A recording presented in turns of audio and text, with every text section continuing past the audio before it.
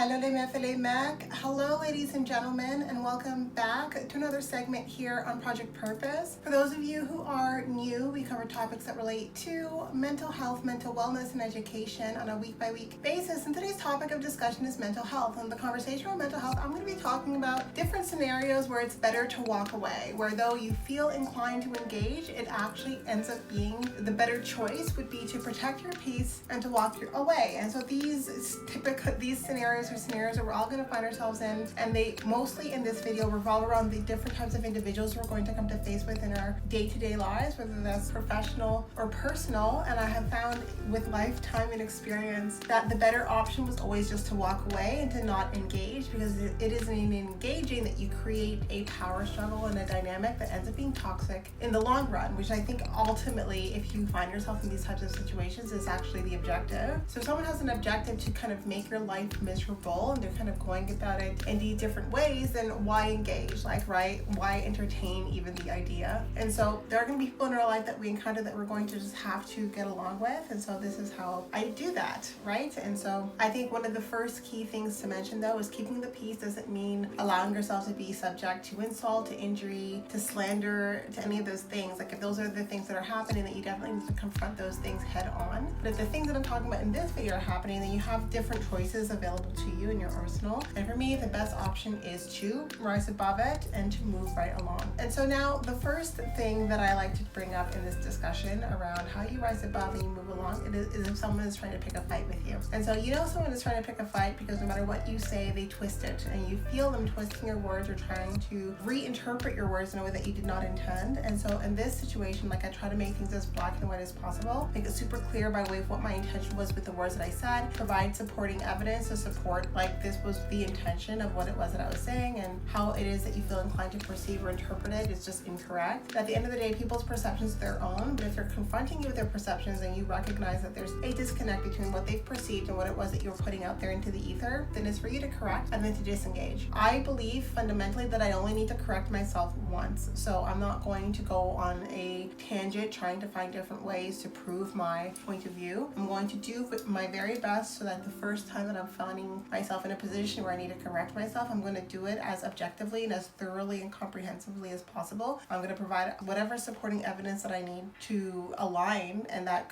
corroborates my perspective and my point of view and what it was that my intention was with that messaging. And then I disengage, right? And when I say I disengage, it means that if it comes up, I'm just going to reiterate the same points. I'm not going to bring up new points. I'm not going to dedicate more mental or emotional labor to it. I'm just going to repeat the same defense that I've made, and I'm going to keep doing that until the discussion breaks down, because I find that if I am focusing on being comprehensive, then I don't really need to make a different argument the next time that it comes about. The first argument will be sufficient. But I think this is important because sometimes we find ourselves in a tug of war, in a false power play. And I think when someone is really trying to build a power play off of a lie or off of something that is really just far off of a tangent, and it's really easy to neutralize that, to diffuse it, and then to just show everyone like what the actual intention is and to move right along. I do find though that just leaving it to fester without giving a defense, without giving an alternate point of view, sometimes ends up working against you. So it's always important to counter it, give a good solid defense, and then from there on you disengage mentally and emotionally from it, which means like if that topic comes up, you bring up the same defense, you reiterate your same point of view until that line of argument or that line of attack starts to kind of break down in and of itself on its own. And in that sense, you support yourself, you validate yourself, you defend your point of view, and you also are protecting your peace because you're not allowing it to consume any more energy than what it requires. That brings me to my second point, which is really energy. And I think that a lot of the ways that people can really burn us out and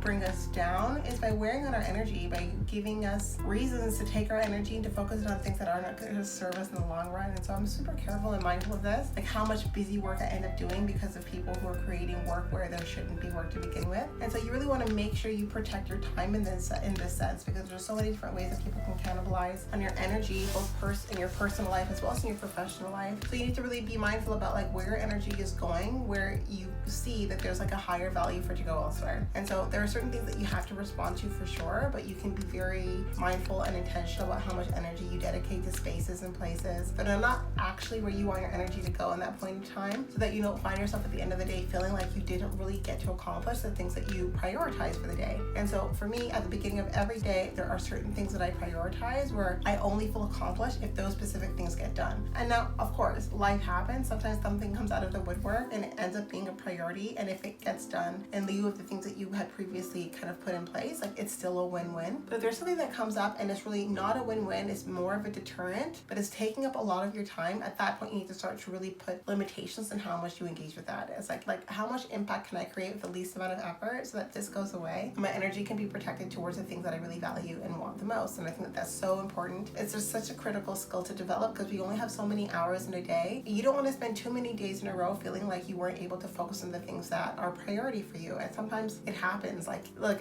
you can get sick, and then that takes away some of even the energy you have available to put towards different projects. But if it is the case that you find that you are managing your time across deterrents, like things that you didn't want to put your time into, things that you recognize are not going to be a huge value add if you put your time in those different spaces, then it's really important to put boundaries even before you begin on how much time you're going to put into those things, like what's your positioning going to be, and then if you do need to prioritize it, at what point in time, so that you can get the things done that you know you need to get done. And then last but not least, another point that I wanted to make mention of are the specific people who challenge you. And I think that if you don't have people who are up against you, then there's probably something that you're not doing right. Like if you're not rocking the boat, if you're someone who's very palatable, you're probably making a point to be that way. But if you are making changes, if you are making impact, if you are making strides, then you're going to attract both positive and negative attention. But just because you attract positive and negative attention doesn't mean you give back positive and negative attention. I find that it's really, really important that no matter what kind of attention that I'm attracting, I'm only feeding the kind of attention that I want. And so if I'm attracting both positive and negative attention, the only attention that I want to feed is the positive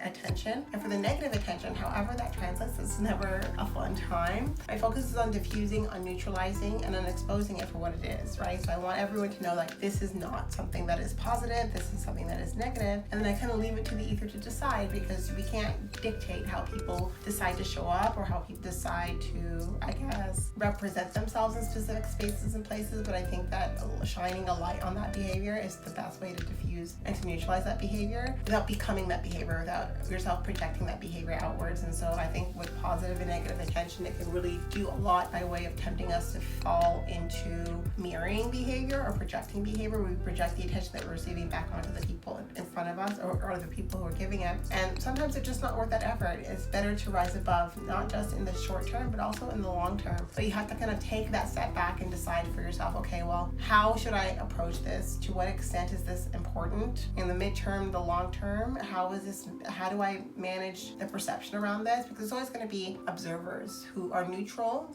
for the most part, but who'll take a side based on what arguments are being presented. And so I always want to present my arguments in a way where people understand really, like, as objectively as possible, like what's going on or what narrative is trying to be spun, and then how there are issues with that specific narrative, so that everyone's well informed as they're engaging that specific discussion. And I do that because it enables me to protect my peace, because if I'm just leaving myself in the open and under attack, then obviously that's not a good situation. But if I know how to communicate my point of view, if I make a point to be very intentional about how I articulate myself and how I articulate my positioning, if it is the case that I'm dealing with like an opposition, then I know that I can get buy-in from that. I know that I can garner support because objectively I'm explaining all of the pieces to it. And so I think that these are different ways that I have really honed in on in order to protect my peace. And I think also, like, when we think about the inner dialogue, my inner dialogue is very, very monitored, like it's very controlled. I'm very intentional about the thoughts that I entertain, about the length by which I entertain those thoughts, and about like what my action steps, my action items are beyond those thoughts. So if it is like I'm dealing or managing something that is very stressful, like my thinking around it is really always about like, how do I hit something that is so positive? Like, how do I deal with it? How do I resolve this issue? When it comes to conflict, I'm always focused on resolution. I am not someone who enjoys engaging in conflict for conflict's sake. And I know that some people are like that, but for me, like, I'm a drama-free zone, but it doesn't mean that I'm not dealing with drama. But I'm good at neutralizing drama because of my position around drama, my position around conflict. My position around conflict is, how do I neutralize this conflict as quickly as possible? Now, sometimes like a conflict is a little bit more complex. You have to have it drawn out because there's lots of moving pieces. Where that complexity does not exist, my focus is always going to be on, how do I neutralize this as quickly as possible? And that's because I like to live in peace. I like to protect my peace. I don't want to be in an inner inner state of turmoil all the time. And while I get it, sometimes we have those inner states and it takes place, it happens, this is life. But I manage those periods out. I don't dwell in those periods. I'm not anchored on those periods. It's not my emotional footprint to feel turmoil and to feel distress. If I do feel turmoil and distress, everything in me, like how I myself am personally organized, is really how to package that up, neutralize it, diffuse it, and send it out. And so I do these things because I have a lot of different places that I want my energy to go and to flow. And it's really only in a perfect world where your energy goes only to the places that you want it to on a day-to-day basis. Like, it's always going to be that something in the environment around you is trying to make a grab for your attention, and sometimes those are grabs for your attention that you have to acknowledge. Whereas other times you can dismiss them. So where it is the kids that you want to acknowledge, or you feel yourself obligated to acknowledge different bids for your attention, then it's important to really have a methodology that you're not cannibalizing on your limited resource, which is your time and your energy. You always want your time and your energy to go to the places that you want it to go, because it's going to do for you the things that you want it to accomplish. And so with a lot of moving pieces, if you're someone who's very goal oriented, you have a lot of things going on, and you find that the one thing that you have very limited access to is your energy, then I think that it becomes all the more important to create an energy management strategy that really aligns to your time management strategy, so you're not finding yourself with the time to do the things that you want to do but not having the energy to do it. And of course, life happens. Like, if you have a cold, if you're sick, if different circumstances arise that make it so that it's really hard or impossible for you to prioritize the things that you had intended for that day, no problem. You always have the next day to make up for it. But the best way that you play that catch up is if you're really mindful about how your energy is being cannibalized on, about who's taking your energy, if it's a value add for you, and if it isn't, like, how do you get your energy back, and so on and so forth. So I wanted to come in here and have this conversation because I think a lot of us are finding yourselves spending your energy on topics, on people, places, and situations that just are not serving us. This is, I think, a video to really help you build out just intentions around how you mitigate that, how you mitigate feeling at the end of the day that you weren't able to accomplish the things that mattered most to you because your time and your energy went to people, places, and situations that have less significance, and different ways to get around that, where you're not avoiding, you're not deflecting, and you're not projecting. Because I think a lot of our coping mechanisms involve avoiding, projecting, and deflecting, and I think that there are healthy ways to engage where you're protecting your energy, you're protecting your peace, but you're addressing the situation with the level of attention that the situation deserves. In any case, that was a topic of conversation for today, some food for thought for you. If I have piqued your interest, then I do want to let you know that we do host live events at least twice a month, every month for the foreseeable future on our website, so we do invite you to check that out. Now, these events are paid events, so if you do see yourself participating in our community on an ongoing basis, then I do suggest that you take a look at one of our package plans. Yes, so we do offer package plans over and above our live events, as well as access to webinars and workshops largely focused on self-mastery over and above these events. So check it out, be part of our game changer community, being part of the change that you want to see, allowing us a small role to play in your journey. We are on the road to 1K, so we do invite you to follow us, like, give us a share. Any engagement really does go so far in helping us spread these messages of positivity, helping people cultivate the soft skills that they need to really do better with the life that they have, and to feel fulfilled, and like there's meaning being derived in the actions that they're putting out there in the ether. And we do also provide parent-child workshops. So one of the first of its kind, these are virtual online workshops that you can complete on your own place for you with your children. And this is with a focus to cultivate that leadership quotient. And so for us, we believe that leadership quotient is built on 4 fundamentals, and that's cultivating a strong sense of self-concept, self-efficacy, autonomy, and compassion. And with those 4 together, you have the basis, the fundamentals to cultivate a really strong leadership quotient, because I think all of us are leaders in our own right, but we all don't necessarily have the same circumstances or the same resources at our disposal to be successful in really cultivating that leadership quotient. So I wanted to put this program out there in the ether to give you the ability to do just that with your child. So these modules, they are available. Again, we do have communities where you can engage with like-minded parents who also want to cultivate leadership quotient in their children as well. That was it for today. I thank you so much again for tuning in, and I look forward to chatting with all of you very soon. We'll talk to you later.